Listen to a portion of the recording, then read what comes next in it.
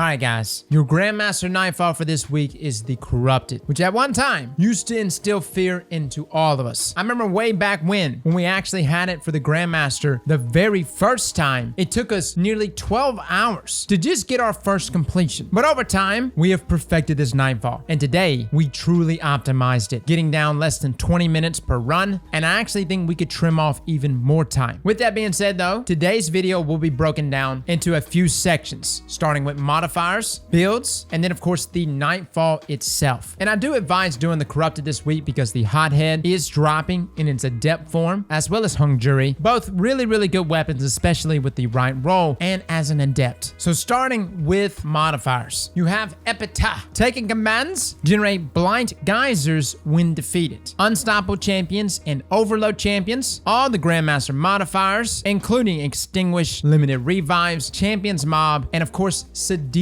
Durance. Arc damage is increased, as well as knockback damage and distance increase. Now granted, this has been dialed down quite a bit. Bungie actually did that in a patch last week where Sadia's knockback had been cut down in half. So even though Sadia's Durance is increasing that knockback, it's much more manageable now than what it was before. But I do advise rocking things like Arc Resist in this Nightfall, and potentially either Concussive Dampener, or in my case, I was actually rocking Sniper Damage Resist, just so that I wouldn't get picked off from Vandals and other enemies. With that being said though, let's walk through some builds. Our synergy, by the way guys, is not the only way to do this Nightfall, but it was what was working well for us. We actually went in with 2 Wells and a single Revenant Hunter. Every one of us was rocking Particle Deconstruction with Focusing Lens, which by the way do stack even when inside of a Well of Radiance. Particle Deconstruction is a hefty debuff up to 40%, and Focusing Lens allows your light abilities to do bonus damage to combatants affected by stasis. And of course I was applying stasis to everything. And previously covered in our boom strat, as long as you are standing in a Well of Radiance, Focusing Lens is increasing your weapon damage. Now the weapons of choice, for myself, I was actually rocking Eye of Soul, Vex Mythic class, which was doing so much work in this Nightfall. I was able to apply Particle Deconstruction with ease, as well as Threaded Needle. Now I mentioned a second ago that Focusing Lens works as long as you are standing in a Well of Radiance for your weapon damage, but it does not work for stasis based weapons, even though Reed's Regrets is a superior weapon in comparison to Threaded Needle. Now that firing line has actually been fixed, because it doesn't work with our boom strat and Focusing Lens, you want to use a weapon that is light base. Now Les and Bombat both were rocking Well of Radiance, but Bombat was actually rocking the stack. This was really nice in between those moments that we didn't have a Well of Radiance, to just be able to stand in a rift and stay alive. And Les was rocking Phoenix Protocol to allow him to get his super back extremely fast in between choke points. Now some other mods that I was taking advantage of are the usual. Whoever it is that's rocking Aeon Gauntlets, you want to be rocking Reactive Pulse. This will give you that overshield when you go to get the finish off on an enemy. Other mods that I used though were Unstoppable Fusion Rifle. Considering I'm rocking Vex Mythic class, this allowed me to stun unstoppable champions with ease. And of course this also applies to my linear fusion rifle, and for added protection, Protective Light was also beneficial. Now Bombat and Les essentially rocked very similar things in terms of their mods. Weapon wise though, Bombat was still rocking a sniper rifle like me, but he was rocking the third Axiom, which is a pulse rifle that does arc damage. You will need someone to deal with arc shields, and of course Sleeper Simulant, which does a hefty amount of damage, especially against Sadia. Les was rocking No Composure and a bow. We needed someone to do void damage, and of course we're already taking advantage of Particle Deconstruction, so it's a go-to play here when dealing with enemies with void shields. And of course Sleeper. Now a lot of people came by the stream and were like saying things like, yo, why not use 1000 Voices? Wouldn't it be better? Actually in this Nightfall, no, 1000 Voices isn't the way to go here, because Sadia has the same funky crit multiplier as bosses like Shura Chi. It's double, meaning you want a weapon that does crit damage. 1000 Voices does not do that, but Sleeper Simulant and other linear fusion rifles, those weapon types do crit damage, and the result is massive amounts of damage with your linears. Now someone's gonna bring up Divinity, and I love Divinity, but also remember, Divinity messes up that double crit multiplier of Shura Chi and Sadia. What it actually does, instead of having like a 3x or more crit multiplier, Divinity will actually, despite debuffing the boss, will reverse the crit multiplier. It's like it turns it into a 1.5 crit multiplier. Long story short, we didn't use divinity all day today and we felt just fine. And in the grand scheme of things, when doing damage to the boss, you really don't want divinity. Now let's talk about the Nightfall itself. Guys, there's gonna be a lot of tricks of the trade on this one. Little things that we just picked up over the years while running this Nightfall. But let's start from the very beginning. It opens up with a champion right there in front of you and a couple of ads with a number of scorn and taken enemies scattered out. You really just want to keep moving up together, but not too fast. I like to deal with the champion directly in front of us, kill a couple of ads, and then just kind of like tuck myself right up against that platform and use that whole area as like a head glitch. Deal with the scorn on either sides though, guys, as they're just going to continue fighting the taken, but also be shooting at you. And you really want to deal with them as soon as possible before looking at the rest of the taken enemies. Now, the taken enemies are all void shielded, which can be pretty annoying here. I actually just throw a nade out there, even if we haven't already popped their shields, to just kind of lock them in place. Now, throughout all of this, the boss will be constantly shooting these void tracking orbs. Be very careful with these void tracking orbs because they can pretty much one-hit KO you, which is why having someone with a stack and a rift really saves lives here. But you'll deal with all the taken enemies as well as the overload champions. You got some vandals spread out. Don't get sniped. Live inside of those rifts and then deal with the boss. Now, upon entering the ascended plane, when you drop down, you'll have a number of taken enemies on the right and on the left. Some of them will be invisible, and the ones that are invisible are your majors. Guys, be very careful. I've seen people try to just run through this area, and I know you could probably do it invis, but we're not rocking invis, and you'll see why we're not rocking invis. Just deal with these enemies, and I actually would use like my super sometimes to just lock those enemies back into place, as I would just get my super back in the elevator room. But if you can, shred those enemies together, and you can move around to the right side in a way where you can avoid some of those hidden enemies to the left, keeping you from getting killed. Now, when you drop down, make sure you don't break your ankles, man. It happens a lot. You may think you're going to survive that drop, and then you're dead. So just be careful there. But going into the elevator room, this room can be extremely hectic if you are not good at juggling balls. You see, the room opens up with an initiation phase plate right there in the middle, and 2 balls on either side that you have to pick up. These are these relics and a couple of ads. You want to kill those ads, then pick up one of the balls and pass it to a teammate, and that will actually overcharge the ball. Now, a question that I have, and I thought it does, is that if you pass it to a third teammate, this would overcharge the balls even more. I don't know. Nobody likes to juggle balls. I felt like half the time I was the only one wanting to hold them. But long story short, if you got teammates that are willing to work with you on this, when you spawn those ads in, I would actually go over there and actually lock them in place with my grenade. Then the majors and boss will spawn in. I would then proceed to pop their shields with one of those relic balls, and then we would all just focus target those ads and that boss, which would then bring us to the second phase. And whoever it is that's popping their well of radiance, you want to pop it up there close to the pillar, right? So that you can actually peek from behind you and in front of you. And you can pop it right on that icky and you'll stay alive. Just do not step out of that well of radiance or that icky will kill you very fast. Now, the second phase, I would actually pretty much pop my super in between the first set of ads and the second set of ads are coming in. And again, the second set is the boss and a number of majors. You may have to bounce back a couple balls a number of times here, as the enemies do tend to just spread out from each other. But if you do this right and you actually lock those enemies together, even a single ball can actually bust those shields. But proceed to deal with these enemies, and this will open up the next room. Now, this next room opens up with an unstoppable champion there at the top of the stairs and a number of ads, as well as a shrieker behind it. I would actually suggest popping a well in the back, chill there, deal with the unstoppable champion, and then proceed to move up, deal with the shrieker. You'll have some knights in there that have arc shields, deal with those guys, and then this is where you want to start topping ammo off. In this area right here, you're going to have an unstoppable champion that you can easily bait towards you once you get him low enough, and then proceed to get finishes off on him. And then even behind him, underneath the shrieker, you'll have another unstoppable champion. The main thing is don't go out of your way to get a finish off. You've got all the time in the world. Let the champion come to you, sit behind the pillar. That way you can safely and easily get the finish off on him as soon as that champion comes around the corner. You want to deal with these shriekers though, as well as the knights on the stairs. And this actually takes us to this next room. And this is by far the most complicated portion of the Nightfall, but it really isn't. Guys, you want to run up to this left side right here and drop a well of radiance right on this spot. Now, the reason why you want to do this, to your left, the boss will spawn, and to your right, an unstoppable ogre will spawn. Now, sometimes that unstoppable ogre will randomly appear to the left. Just be prepared to immediately shred the unstoppable champion first, and then the boss. You want to do this, guys, within like 15 seconds. Kill that champion quickly. Get particle deconstruction and that debuff off very, very fast, and then proceed to kill the boss. Now, the reason why you want to do this, guys, is that completes this entire room, and you'll still get platinum, and you won't be consistently getting teleported back back and forth, because this room will just keep teleporting you back and forth between this area and that ascendant plane. But if you kill the boss immediately after you've killed the champion, and again, the champion has to be killed first, then you'll be teleported to that ascendant plane, and that's the only room you have to deal with. Now, when you get actually teleported to the ascendant plane, you want to go to the top of the stairs, pop a Well of Radiance, pop some of your other supers, and deal with everything that's trying to come up these stairs. You have to kill the unstoppable champions that are coming up these stairs, guys. And really,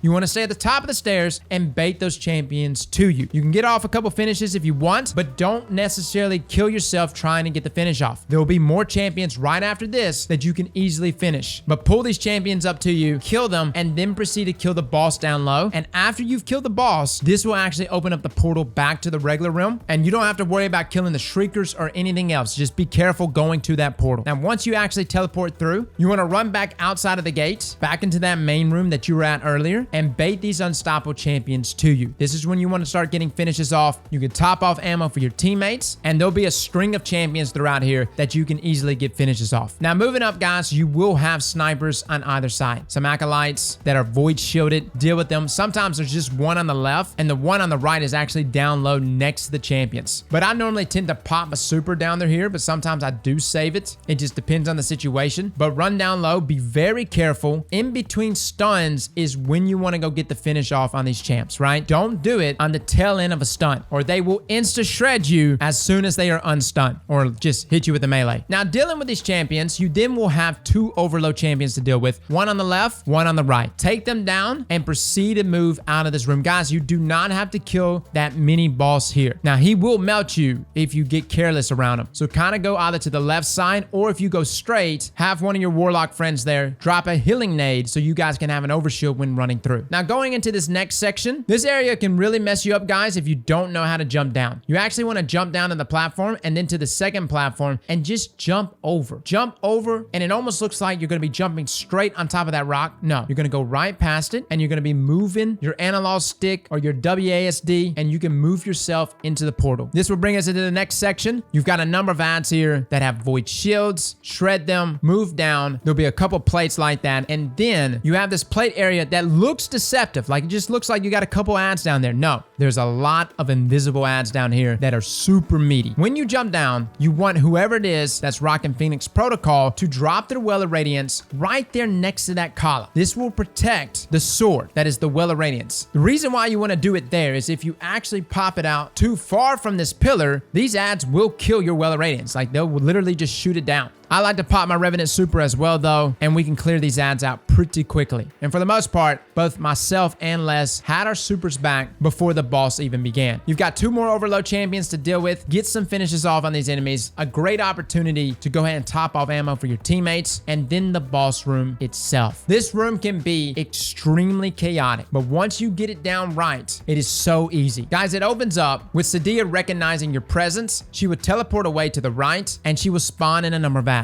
You want to sit right there on the top of the stairs and kill those ads that are jumping across. Now, Les would actually pop a super here, which was really nice. Normally, it would actually top off my own super. Simultaneously, though, it would keep us alive. And even though we're only dealing with some ads, he's rocking Phoenix Protocol, so he will have a super back. Upon killing all these ads, though, one of you is actually going to have to go get one of those relic balls. And just like you did in that first room earlier, the elevator room, you're going to have to pass this to one of your teammates, charge the ball up, and they will have to throw it. Now, when you actually go get one of these relic balls, be very careful. Don't stand right out in the open and pick up and interact with this relic, or you will get killed by Sadia. She has like a really deadly attack that can pretty much shred you. What I actually would do is go over, sit behind the pillar or close enough to it, and proceed to interact with the relic. I was still able to pick it up, and then I would jump across and hand it over to Les. Now, this is a great opportunity to go ahead and set up, if you're the guy activating the boom strap for everyone, to set this up. Les would proceed to actually pop the shield on Sadia. I would throw a stasis ability out, allowing for focusing lens to proc, and then proceed to shred her with a couple shots from Vex Mythoclast to reach that full stack of particle deconstruction. This will allow us to do hefty damage to her. I'm talking like 80 to 90,000 damage per crit with a linear fusion rifle, and even more with things like Sleeper. But about half health, and sometimes it bugs out, she'll teleport away to the left side. Now, there will be two waves of ads that come after this. The first wave of ads is where a lot of people panic and pop all their supers, because they're like, yo, there's so many ads here, I gotta pop everything I got. Really, the the only supers that should be popped at this point is just wells. And you do want to keep chaining those wells back to back, but your Revenant does not need to pop his super. Instead, after shredding a number of these ads, and if you did enough damage to Sadia, a second wave of ads will come, and this will be the bulk of the ads. Again, be patient here. Hold your super, and as soon as you start seeing everything jump across, pop that super. And you really want to pop it right there on the platform in front of you, not far out. Everything that's close to you is what can kill you easily, so lock them in place. Pop that super, and whoever it is that's rocking solar needs to concentrate on just popping solar shields afterwards, because Silence and Squall really doesn't do a lot of damage, and it definitely doesn't do a lot of damage against enemies that are still shielded. It'll lock them in place, but throughout this process, don't worry about necessarily killing the ads that Silence and Squall is killing, but instead concentrate on popping shields. Now, you'll then want to move up after shredding all those ads, pick up a relic, and pass it to one of your teammates. Now, normally, if you've done enough damage, when one of your teammates goes to throw the relic at her, she'll just immediately teleport. Now, when she teleports, a ton of ads will spawn in that room. Do not worry about killing any of those ads. Run straight through and jump through the portal. This will take you back to the Ascendant Plane, and you'll have a number of champions and platforms to deal with. Now, this can be pretty hectic, but essentially just keep moving up one platform at a time, kill everything from afar, and if you got to, get a finish off on some of these champions just to top ammo off for your teammates. Now, moving to the last and final phase of all of this, this is actually the easiest portion of the Nightfall. You want to run over there, pop a super on those ads, pick up one of these balls, pass it to your teammate. They will proceed to pop the shield on Sadia, and then all of you can easily shred her down afterwards. Now, one suggestion I do want to make, and I noticed Les was doing it, when Sadia goes to actually boop you off the map, she does two things. Number one, she puts like this thing under you that will boop you up, and then she will boop you out. What a lot of people do instinctively is the moment they see that thing underneath them, that taken boop, that boops you up, a lot of people try to burn their jump getting out of there. And what happens is when she goes to actually boop you out, you're out of a jump. Guys, it's really easy to handle the boops, especially now that it's been nerfed. You want to let her boop you up and boop you out, and then you engage your jump. Because if you burn your jump while she's booping you up, you have no jump to stop your momentum when she goes to boop you out. Again, a little easier for a hunter, but something that everyone can realistically do. Main thing is just don't burn your jumps, and instead of using your jump to get out of the boop that's booping you up, just try to run out of there. But overall, guys, that is your Nightfall for this week. Now, something I didn't really cover was my fragments and aspects. I was getting my super back quite often, and I'm actually using Touch of Winter, Grim Harvest, Whisper of Rhyme, Whisper of Chains, Whisper of Conduction, and Whisper of Bonds. All of that in combination was giving me my super back pretty quickly and keeping me alive. Overall, guys, this was one of the hardest Nightfalls back in the day, and it's still incredibly difficult. So if you do this Nightfall, man, you're good. No line. Like, you know your stuff. And optimizing for it is actually a lot of fun. So give this a go, guys. Good luck this week. Fellas and ladies, thank you so much for coming and watching. And as always, slap that like button like your mama told you right.